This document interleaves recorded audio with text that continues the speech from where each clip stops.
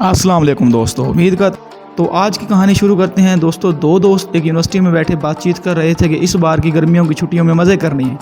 एक ने कहा कि मैंने तो गर्मियों को सेलिब्रेट करने के लिए कुत्ता भी खरीद लिया है। दूसरा कहता है कि ये सही है, कुत्ते के गोश्त से हम इस बार बारबेक्यू करेंगे और मुख्तलिफ अक़साम की डिशेस कुत्ते के गोश्त से तैयार की जाएंगी। तो आपने ये जो ऊपर बातें सुनी हैं, शायद आप सोच रहे होंगे कि ये पागल हो गया है। तो मेरे दोस्तों, ये बात दुरुस्त है। ये बातें दरअसल चाइना की एक यूनिवर्सिटी में बैठे दो दोस्त आपस में कर रहे थे। हैरानी हो गई, चाइना के लोग गर्मियों का जश्न मनाने के लिए कुत्ते का गोश्त खाते हैं। इसके अलावा भी इनकी काफ़ी ऐसी रस्में हैं जो शायद आपके लिए झटके का बायस हों। तो आज की वीडियो में हम ऐसी ही अजीब व गरीब हक़ाइक़ का जिक्र करेंगे जो कि चाइना के लोगों से मुतल्लक़ है। तो शुरू करते हैं बग़ैर इंतज़ार किए आज की वीडियो। उससे पहले अगर आपने चैनल को सब्सक्राइब नहीं किया तो चैनल को सब्सक्राइब कर दें, वीडियो को लाइक और शेयर ज़रूर कर दें और अपनी राय का इज़हार कमेंट में ज़रूर करें। चाइना में जब तक हुकूमत ना कह दे आप बच्चे पैदा नहीं कर सकते। अगर आपकी शादी हो गई है और आप बच्चा पैदा करने की सोच रहे हैं और बग़ैर इजाज़त बच्चा पैदा कर दिया तो चाइना में आपने ये एक जुर्म कर दिया है। जी हाँ दोस्तों, शादी के बाद आपको बच्चा पैदा करने के लिए एक सर्टिफिकेट जिसको बर्थ परमिट कहा जाता है उसके लिए अप्लाई करना पड़ेगा। ये अप्लाई आपको प्रेगनेंसी के 3 माह पहले या बाद में करना पड़ेगा और इसी सर्टिफिकेट के साथ ही आपके बच्चे को कानूनी तहफ़्फ़ुज़ हासिल हो जाएगा। इससे मनसूबाबंदी के तहत वालिदैन बनाए जाते हैं और आबादी को कंट्रोल किया जाता है। तो कैसा लगा आपको ये सुनकर फैक्ट कमेंट में ज़रूर बताइएगा।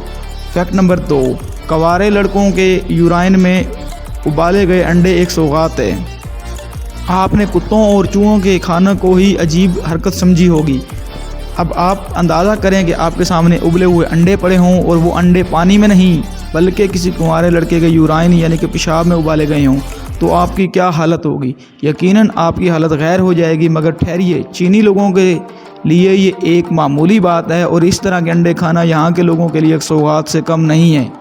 ये लोग 10 साल से कम उम्र के लड़के के यूराइन या पेशाब में अंडे डालकर इन अंडों को एक दिन के लिए उबालते हैं और फिर इसको डिश के। फैक्ट नंबर 3, अगर आप बिज़नेस डील करना चाहते हैं तो आपको शराब पीना पड़ेगी। शराब पीना या अल्कोहल ड्रिंकिंग का चीनी कल्चर में काफ़ी गहरा नक्श है और अगर माजी में नज़र दुड़ाई जाए तो दुनिया की सबसे बेहतरीन शराब कदीम चीन में पाई जाती थी। अगर आप अपने बॉस की नज़र में तरक्की करना चाहते हैं और आप एक पार्टी में हैं तो आप जितना ज़्यादा बॉस के सामने ड्रिंकिंग करेंगे इतने ही ज़्यादा आपकी प्रमोशन के चांसेस हैं। और इसी तरह अगर आप कोई बिज़नेस डील करना चाहते हैं या कोई सोशल कनेक्शन बनाना चाहते हैं तो भी आपको इसी ड्रिंकिंग वाले फार्मूले पर अमल करना पड़ेगा। आसान देसी ज़बान में जो जितना ज़्यादा नशई और टली होगा उसकी प्रमोशन के उतने ही ज़्यादा चांसेस हैं। फैक्ट नंबर 4, हर कोई एक साथ छुट्टियों पर जाता है। आप एक दफ्तर में काम करते हैं तो आपको बारी बारी छुट्टी भेजा जाता है, ना कि ऐसे कि सारे दफ्तर को ही एक दफ़ा छुट्टी दे दी जाए। इससे तो दफ्तर बंद हो जाएगा। मगर हमने आपको बताया कि चीन में कुछ रिवाज अजीब व गरीब हैं।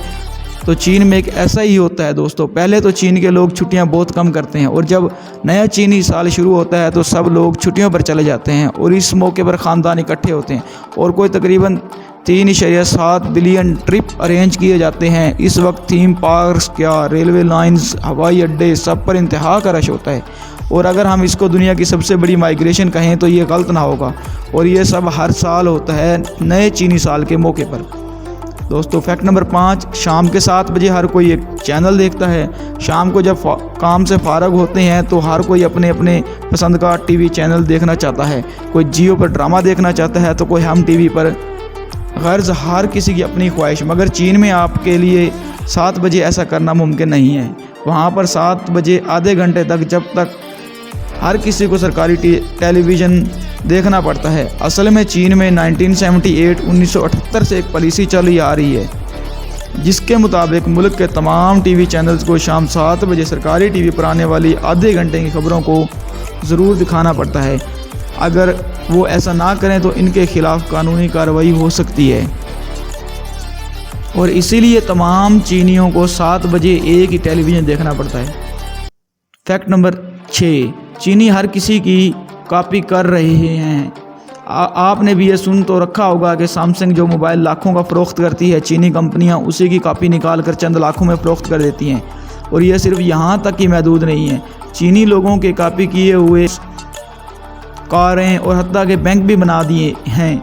یہ لوگ جو چیز پسند آ جائے اس کی عالمی مارکیٹ میں زیادہ ہو اس کی کاپی کرتے ہیں اور کوئی نئی سستی چیز اس اصل چیز سے کئی گنا قیمت پر تیار کر دیتے ہیں۔ حتیٰ کہ آپ نے انگلینڈ والا ذائقہ اور مزہ شنگھائی میں بھی لے سکتے ہیں اور اس طرح مختلف اشیاء بھی آپ کو مل جائیں گی۔ نمبر 7، 2050 تک چائنا میں سب سے زیادہ کرسچنز کی آبادی ہوگی۔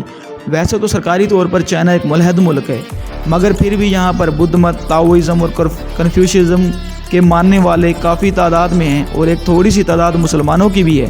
مگر آپ کو یہ جان کر حیرت ہوگی کہ اگلے چند برسوں میں چین دنیا کا واحد ملک بن جائے گا جہاں عیسائیوں کی آبادی سب سے زیادہ ہوگی، کیونکہ چین کی آبادی کا 20% بھی عیسائیت قبول کر لے تو بھی یہ ایک ریکارڈ بن سکتا ہے۔ اور جس تیزی سے چین میں عیسائیت کا رجحان بڑھ رہا ہے، اس سے اندازہ لگایا جا سکتا ہے کہ 2050 تک عیسائیوں کی آبادی میں امریکہ کو بھی چین پیچھے چھوڑ دے گا۔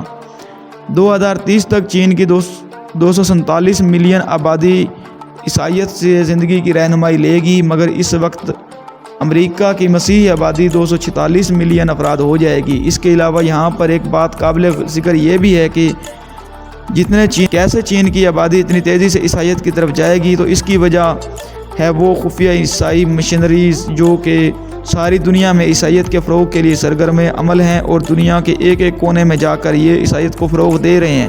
اور اگر مسلمانوں کی آبادی بڑھنے لگے تو ان کو انسانی حقوق کا مسئلہ ہو جاتا ہے۔ فیکٹ نمبر 8، چین دنیا کا وہ واحد ملک ہے جس میں فلموں کو ریٹنگ دینے والا کوئی بڑا ادارہ موجود نہیں ہے۔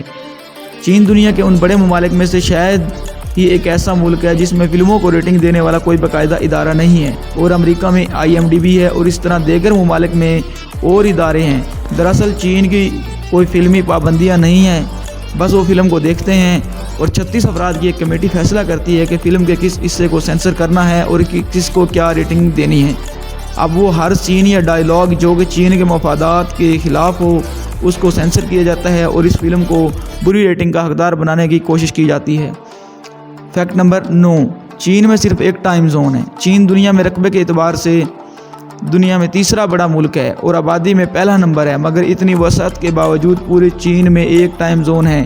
حتیٰ کہ پاکستان جیسے ملک کا بھی ایک ٹائم زون ہے اور چین میں بھی بیجنگ سٹینڈرڈ ٹائم زون ہے جو کہ تقریباً 9.6 ملین کلومیٹر کے علاقے پر استعمال ہوتا ہے۔ تو اس کی وجہ سے چین کے انتہائی مغربی صوبے زنجیان میں سورج تقریباً 10 بجے طلوع ہوتا ہے۔ لوگ کاموں پر چلے جاتے ہیں، بچے اسکول چلے جاتے ہیں کیونکہ یہ سب 8 یا 9 بجے شروع ہوتے ہیں اور سورج 10 بجے طلوع ہوتا ہے اور پھر اس کے بعد سورج طلوع ہوتا ہے۔ نہ حیران کن بات، مگر یہ چین ہے دوستو، یہاں پر سب ممکن ہے۔